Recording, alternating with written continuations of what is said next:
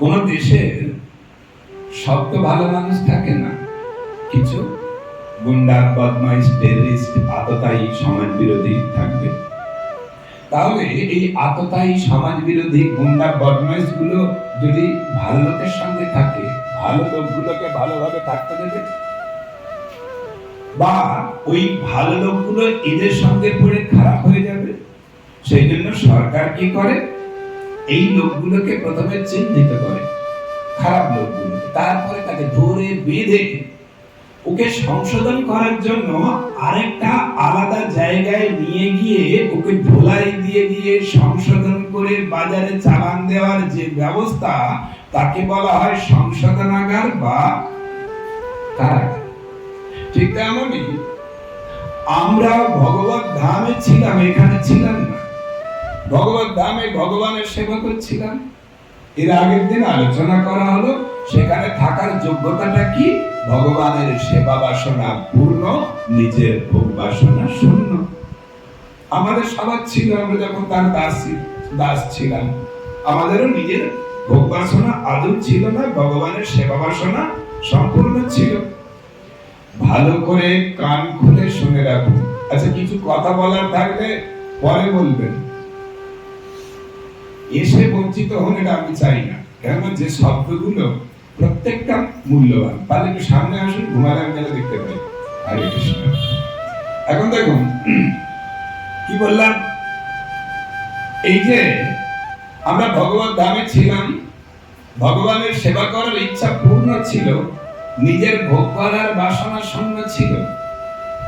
ভালো করে কান খুলে শুনে রাখুন, যদি আমাদের দ্বারা কোনো বৈষ্ণব অসন্তুষ্ট হয়ে যায়, অর্থাৎ কোন বৈষ্ণব চরণে অপরাধ হয়, তখন আমাদের সেই কোয়ালিটিটা সম্পূর্ণ নষ্ট হয়ে যায়। অর্থাৎ ভগবানের সেবা করার ইচ্ছা পূর্ণ ছিল, ওটা শূন্য হয়ে যাবে। নিজের ভোগ করার ইচ্ছা শূন্য ছিল, ওটা পূর্ণ হয়ে যাবে। বুঝে গেছে? আর যার কাছে অন্যায় অপরাধ করুন, কোন বৈষ্ণবের কাছে অন্যায় অপরাধ করবেন না, করলে ঠিক ওইটা হবে। ভগবানের সেবা হোক না বড় ভক্ত, দেখবেন তার ভগবানের সেবা করার ইচ্ছা শূন্য হয়ে গিয়ে ভালো খাবো, ভালো করবো, লাভ, পূজা, প্রতিষ্ঠার দিক। বৈষ্ণব অপরাধ হয়েছে, কোন না কোন বৈষ্ণবের চরণে তার অপরাধ হয়েছে। প্রমাণ জয় বিজয়, ভগবানের একেবারে দাঁড়ি সেবক, বৈকুণ্ঠে বাস করেন তিনি, কিন্তু সনাতন সনত কুমার ভেতরে ঢুকতে চাইছিলেন, বাধা দিলেন। বৈষ্ণব অসন্তুষ্ট হয়ে গেল বলে তার যখন রাবণ কুম্ভকর্ণের জন্ম হলো, সেখানে তার ভগবানের সেবা করার ইচ্ছা ছিল। হিরণ্যাকশিপুরূপে যখন জন্মগ্রহণ করলো, তখন তার ভগবানের সেবা করার ইচ্ছা আদৌ ছিল। কেন এরকম হয়েছে?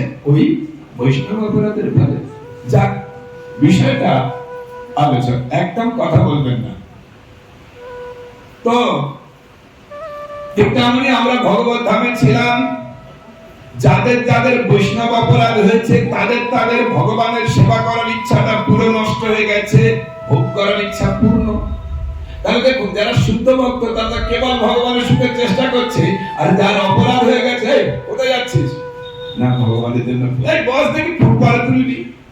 তার মানে এদের সঙ্গে যদি থাকে কিছু দুষ্ট বদমাইশ ব্যক্তি, তাদের ওই শুদ্ধ ভক্তের ভক্তিগুলো নষ্ট হয়ে যেতে পারে, বা শুদ্ধ ভক্তরা ঠিক ভাবে সেবা করতে পারবে না।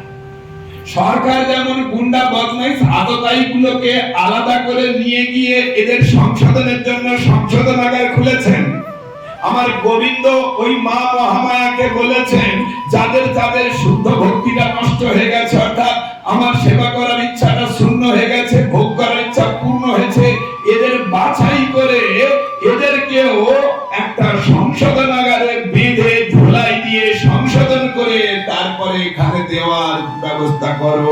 মা মহামায়া ভগবানের নির্দেশে যাদের শুদ্ধ ভক্তিটা নষ্ট হয়ে গেছে, ভোগ বাসনা পূর্ণ হয়ে গেছে, তাদের বেঁধে প্রথমে সূক্ষ্ম দেহ দিয়ে বাঁধেন, তারপরে স্থূল দেহ, গাছপালা, পশু পাখি, কীট পতঙ্গ দেহ দিয়ে বেঁধে, আর এই ভব কারাগারে সৃষ্টি করে সেখানে গাছপালা, পশু পাখি, কীট পতঙ্গ, মানুষ, দেবতা দিয়ে আর ধোলাই চালাচ্ছেন।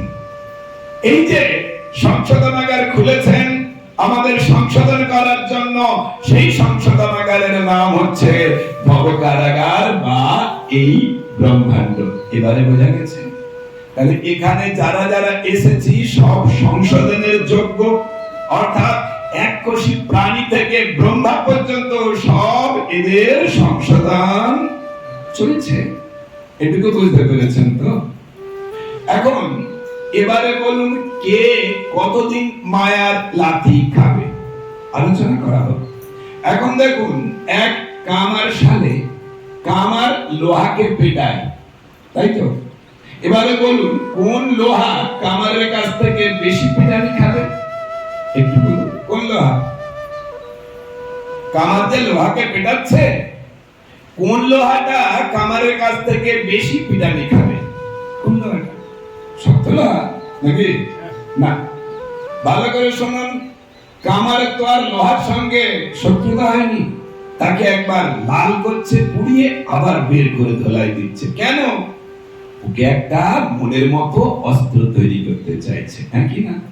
তাহলে ওই যে লোহাটা কামারের মনের মতো অস্ত্র তৈরি হতে যে যত দেরি করবে, তাকে তত বেশি ধোলাই খেতে হবে।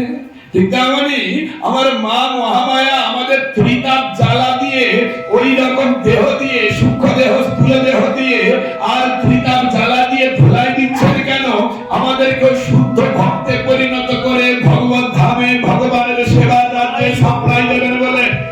তাহলে সেই শুদ্ধ ভক্ত যে যত দেরি করবে, তাকে তত বেশি ধোলাই হিসাবে মিলছে। তাহলে সেই শুদ্ধ ভক্তের সংজ্ঞাটা কি? ভগবানের সেবা করার ইচ্ছা পূর্ণ, নিজের ভোগ করার ইচ্ছা। এবারে বুঝুন, আমরা কে কত ধুলাই খাবো, তার মেয়াদ কার কতটুকু? যতক্ষণ না আমাদের ভগবানের সেবা করার ইচ্ছা পূর্ণ হচ্ছে, যতক্ষণ না আমাদের ভোগ করার ইচ্ছা শূন্য হচ্ছে, ততক্ষণ আমাদের ধুলাই। এবার